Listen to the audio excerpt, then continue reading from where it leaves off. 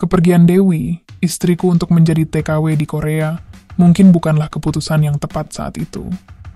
Pada bulan-bulan awal kepergiannya, permasalahan nafkah batinku sebagai suami memang belum begitu nampak. Aku, Tony, 25 tahun, lebih menyibukkan diri dengan pekerjaanku sebagai sopir angkot, meskipun sesekali, aku juga tak mampu untuk menahan dorongan batin, dan terpaksa ku selesaikan dengan melatih jemaruiku di Hamar Mandui. Namun semakin lama, tidur sendiri tanpa seorang istri membuat pikiranku mulai kacau. Hatiku selalu merasa tak tenang. Mungkin alasan pertama adalah tidak terpenuhinya kebutuhan batinku. Hal lain yang juga sering membuatku merasa galau adalah tentang istriku di sana. Apakah dia juga berpikir tentang hal yang sama denganku? Bagaimana dia mengatasi hal itu? Apa jangan-jangan dia akan selingkuh? Pikiranku terus berkecamuk ketika ku ingat bahwa orang Korea sangatlah tampan-tampan. Apakah istriku bisa menahan jika ada yang menggodanya? Saat itu, daripada aku pusing sendiri, akhirnya aku memutuskan untuk mencari jajanan malam dengan mengunjungi panti puizat di daerahku. Malam selesai mengantarkan penumpang terakhir, aku memutar haluan ke tempat yang kumaksud tadi. Setibanya di sana, seorang ibu-ibu setengah baya langsung menghampiri mobil angkotku. Masnya cari yang medium atau yang biasa? Aku agak bingung dengan istilah yang digunakannya. Tapi tak urung, aku pun kembali bertanya, apa bedanya, Bu? Yang biasa 100.000, tapi kalau yang medium 200.000, jawabnya. Yang medium aja, Bu, kataku. Oke, tunggu di sini sebentar ya, Mas. Aku duduk di bangku depan mobil angkotku dengan membayangkan hal-hal baik yang akan kudapatkan nanti. Ku berharap aku tak kecewa datang ke tempat itu, karena selain biayanya yang lumayan, setidaknya keinginanku bisa teratasi. Saat sedang asik membayangkan hal-hal baik itu, tiba-tiba ibu-ibu tua tadi memanggilku. Masnya langsung saja jalan ke lorong 2, Hamar nomor 3 sebelah kanan. Aku pun mengangguk dan langsung melangkah menuju ruangan yang dimaksud. Sebuah Hamar sederhana dengan pintu yang sudah usang. Ketika ku buka pintu, nampak seorang wanita sedang bersantai di tepi defense membela kangiku. Tanpa membuang waktu, dan tanpa menyapa wanita itu, segera ku siapkan perahu layarku. Aku melangkah dan menuariknya. Ya, tapi alangkah terkejutnya aku saat aku tahu jika wanita itu ternyata wanita yang masih tinggal satu rumah denganku. Ya, dia adalah adik istriku, Nia namanya. Aku kaget. Tapi beruntung wanita itu ternyata bermaksud bercanda denganku. Ia tersenyum dengan mata yang sengaja ditutup kain. Aku malu, jadi nggak masalah kan kalau aku nggak lihat kamu, ujarnya. Aku tak menjawabnya karena khawatir jika aku bersuara, ia pasti mengenaliku. Akhirnya, tanpa membuang waktu, aku berjalan ke arah rerumputan padang Sahara tersebut. Lantunan syahdu pun bergema. Suara yang sering kudengar saat kami bercengkrama di rumah.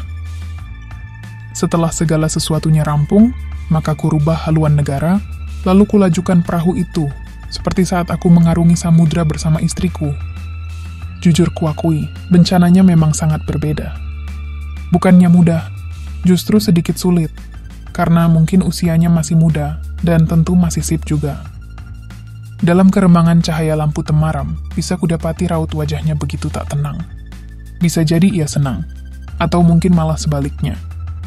Kendati demikian, tetap kulajukan perahu layar itu, meski sesekali tersendat-sendat, karena mungkin faktor usianya. Namun karena aku yang memang telah lama tak mendapat siraman, baru beberapa kali perahu melaju, aku tiba lebih dulu, dengan meletakkan pundi-pundi kebaikan pada wadiahnya itu. Setelahnya, sesaat setelah mengatur kembali laju angin yang datang, wanita itu lantas membuka penutup matanya. Dia terkejut tak percaya, karena yang sedari tadi mendayung sampan adalah kakak iparnya. Hah, Mas Tony? Iya, ini aku Nia, ayo pulang. Mungkin karena sungkan atau apa, Nia lantas merapikan kabinet negara, begitu pula denganku. Kami berdua langsung melangkah pergi menuju rumah. Selama di jalan, aku dan Nia hanya saling diam. Aku tidak berani memulai percakapan karena aku merasa sungkan dengan apa yang telah kami lalui tadi, Sementara Nia sendiri tentu juga malu, karena ketahuan telah bekerja di tempat jajanan itu.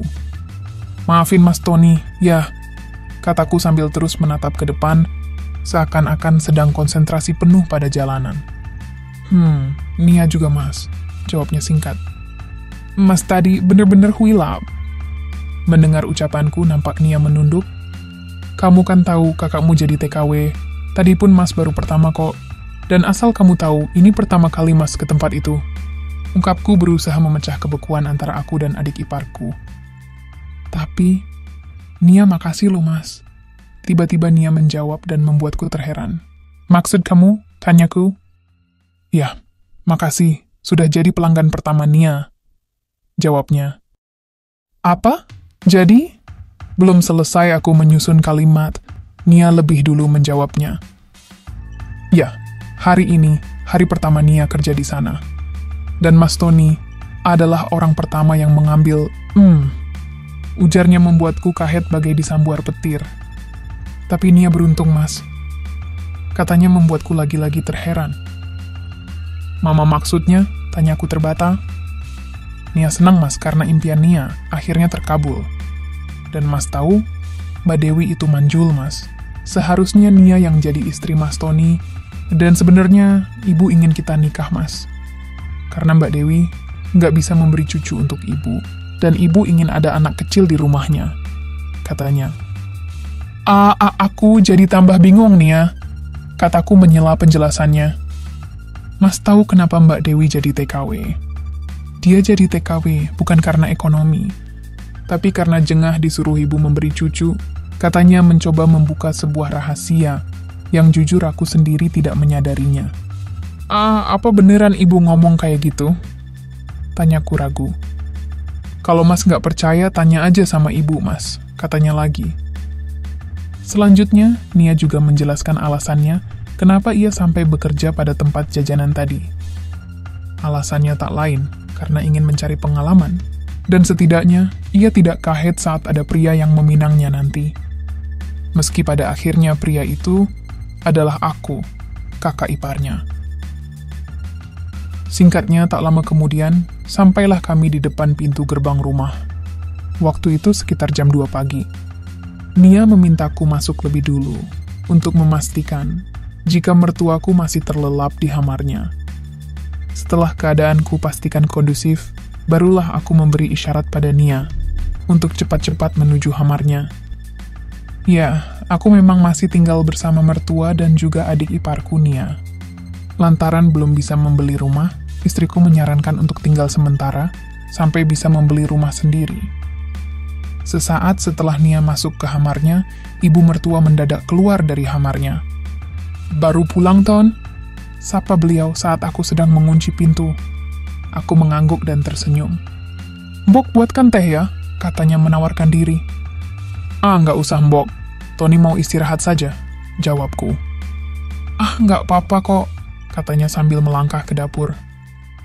Melihat sikap baik ibu mertuaku itu, aku jadi teringat pada rahasia keluarga yang dikisahkan adik iparku tadi. Aku mencoba lebih menerima pada sikap para wanita di sekitarku dan tidak bertingkah sok baik seperti biasanya. Jadi ku biarkan ibu membuatkan teh, sementara aku menuju kamar mandui untuk mencuci muka. Setelah selesai, nampak beliau duduk di meja dengan segelas teh yang ia buatkan untukku. "Ini tehnya, Ton? Diminum dulu," katanya. "Iya, Bok. Makasih," jawabku sambil duduk menemaninya di ruang makan. "Ton, Mbok mau kamu jujur sama Mbok," katanya. "Tentang apa, Mbok?" tanyaku. "Selama istrimu jauh, apa kamu nggak kepikiran?" tanya ibu mertua seolah memancuing arah pembicaraan. "Ya kepikiran lah, Mbok," jawabku. "Enggak, maksud Mbok, apa kamu nggak kepikiran ingin, tanya ibu mertua sambil memberi kode dengan kedipan mata. Gimana ya, Bok? Yang namanya suami? Ya pasti iyalah, Mbok. Tapi, mau gimana lagi?" jawabku. "Ton, kalau kamu ndak keberatan, gimana kalau sama Nia saja? Toh istrimu juga sudah salah, membiarkanmu sendiri kayak gini," ungkap mertuaku yang ternyata senada dengan ucapan Nia tadi. Tapi Mbok, aku mencoba mencari alasan lain. Jangan tapi-tapian, Ton. Mbok kan yo ingin ada suara anak kecil di rumah ini. Kamu kan tahu sendiri, sudah lebih dari 2 tahun istrimu nggak bisa toh. Ibu mertuaku sepertinya sudah mulai mengungkapkan maksud yang sebenarnya. Yo wes lah Bok, Tony akan bicara sama Nia nanti, kataku. Ibu tersenyum kepadaku dan beliau pun nampak bahagia sekali. Sabar Ton, Embok tahu kamu sudah lama nggak? Itu wajar. Wong Embok yang sudah tua aja masih ingin kok. Hihihi, kata mertuaku sambil tertawa dan membuatku tersipu. Tapi setelahnya, mendadak beliau beranjak dan mendekat ke arahku. Nanti kalau kamu ngantuk, istirahat di sana aja ya, ujar ibu mertuaku sambil menunjuk kamarnya. Sontak aku kaget, sekaligus heran. Memangnya, kenapa toh, Bob? Tanyaku. Pokoknya, ada aja, hihihi, jawab beliau sambil mengambil gelas teh di hadapanku yang telah kosong. Beliau membawa gelas itu ke dapur meninggalkan aku, yang masih berpikir tentang ucapannya itu. Kenapa ibu ngomong kayak gitu? Apa jangan-jangan ibu juga? Enggak. Pikirku menggeleng menepis pikiran baik itu. Aku lantas beranjak menuju kamarku, mengabaikan ucapan ibu mertuaku tadi.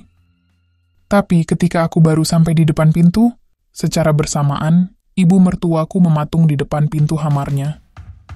Beliau tersenyum saat aku menoleh, lalu secara mendadak beliau memanggilku. Ton, sini, katanya sambil melambaikan tangan, lalu melangkah masuk. Aku sempat terdiam beberapa saat.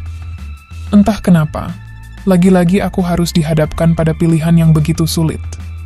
Perang batin pun sempat singgah di benakku. Tapi, jika kupikir lagi, bukankah beliau hanya memintaku untuk menemaninya saja?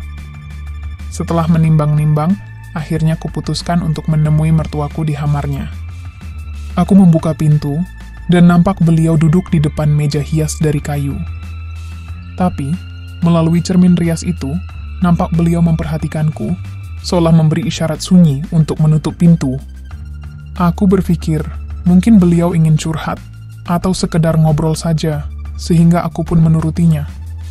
Tapi setelah menutup pintu dan berbalik, secara bersamaan beliau beranjak dari kursinya, dan serta-merta mempresentasikan anugerah, yang nampak wendors karena usia. Sontak jantungku dak-dikduk, belum lagi, ketika beliau berputar-putar di depan cermin, lalu melambaikan tangan ke arahku. Sebagai pria yang memang sudah lama tak mendapat siraman, tentu pikiran baikku pun timbul, dan seketika itu hikmah duniaku hormat. Aku tak lagi memikirkan istriku, bahkan rasa hormatku pada beliau pun berubah menjadi keinginan yang ku mengerti. Sejenak ku pandang sosok ibu mertuaku itu, sebelum akhirnya aku maju jalan, dan sebuah sambutan perkenalan ku haturkan. Seperti yang kuduga, beliau pun menyambut riang sambutan baik itu. Tapi di tengah persiapan lain-lainnya itu, mendadak beliau menghalau kebaikan yang kujalankan itu. Ton, tunggu, ujarnya membuatku heran. Kenapa Mbok? Di situ aja, sahutnya sambil menunjuk di fans di sana. Hatiku lega, karena sebelumnya kukira beliau akan marah dengan niat baikku itu. Akhirnya, tanpa harus berpikir 2 kali, aku pun membawa beliau ke singgasana. Benar-benar tak kukira, rupanya beliau begitu tak suabaran orangnya. Pasalnya, baru saja aku duduk di tepi divans, mendadak beliau mengambil perahu layar, yang memang terhormat saat itu. Sontak saja ceramah rohani pun bergema, karena beliau begitu gerasah gerusuh sekali. Aku pun tak ingin melewatkan berkah dan rejeki itu. Setelah mertuaku rampung, segera kubalas kebaikan tersebut, dengan haturan sambutan sebisaku. Tak lupa kuambil teko Aladin pada rerumputan padang Sahara, lalu memberi perhatian lain-lainnya. Seng suwi yo Ton, ujarnya. Tony usahakan Bok, sahutku. Mendengar hal itu, mulai kulajukan perahu layar tersebut secara konsisten. Nampak beliau begitu ceria, jelas berbeda dengan waktu-waktu biasa. Bisa kumaklumi, mungkin memang sejak dulu beliau mengharapkannya, tapi mungkin beliau ragu untuk mengutarakannya. Perahu layar masih melaju pada lintasan udara, diiringi ceramah rohani, pertanda banjir bandang melanda. Aku tahu jika sampai aku tiba dulu, pasti beliau akan kuciwa, tapi karena bateraiku telah lobat, lantaran masalah Nia tadi, akhirnya terpaksa aku pun tiba di pelabuhan lebih awal dari biasanya. Wes rampung yo Ton? Tanyanya sambil mengatur laju angin. Iyo mbok, si Puranayo. Yo wes rapopo, tapi sesok-sesok maneh ngombe juamu disek yo? Lanjut ibu mertua sambil tersenyum. Mendengar itu, aku pun sedikit kaget. Rupanya saat itu bukanlah untuk pertama dan terakhir kalinya. Melainkan besok-besok beliau masih mengharapkan rejeki itu datang kembali. Singkatnya waktu berlalu begitu cepat. Dan sesuai janjiku pada ibu mertua, akhirnya aku pun menikah dengan adik iparku. Perawakan Nia memang tidak terlalu jauh dengan istriku. Dan sejak saat itu, aku sangat bahagia karena telah ada seseorang yang akan menemani di setiap aku mengalami masalah-masalahku. Aku pun sempat pula juga menceritakan peristiwa yang pernah kulalui bersama ibu mertuaku. Dan respon dari Nia justru senang mendengarnya. Kalau Nia sih nggak keberatan mas, yang penting kamu adil. Karena Nia juga bisa nikah, kan berkat ibu juga. Jadi anggaplah Nia ini bagi-bagi rejeki mas, ujarnya saat kami ngobrol di ruang tamu. Dan Nia, begitulah kisah rumah tanggaku. Sepulangnya istriku dari TKW, ibu mertua juga telah menjelaskan yang sebenarnya. Dan respon dari istriku pun hampir sama seperti adik iparku. Bahkan dia ikhlas, meski pada akhirnya kami berpisah, dan dia pun memilih untuk melanjutkan kerjanya menjadi TKW. Kini 2 tahun sudah aku menjalani rumah tangga. Semua berjalan baik-baik saja. Apalagi dengan hadirnya suara anak kecil di rumahku, semakin membuat keluargaku semakin sempurna. Demikianlah kisah yang kualami beberapa tahun yang lalu. Di sini, aku hanya sekedar bercerita tentang pengalamanku, dan tidak untuk dicontoh maupun ditiru. Semoga dengan kisah ini, ada hikmah yang diambil, dan menjadikan kita sebagai pribadi yang lebih baik lagi. Terima kasih, dan Assalamualaikum warahmatullahi wabarakatuh.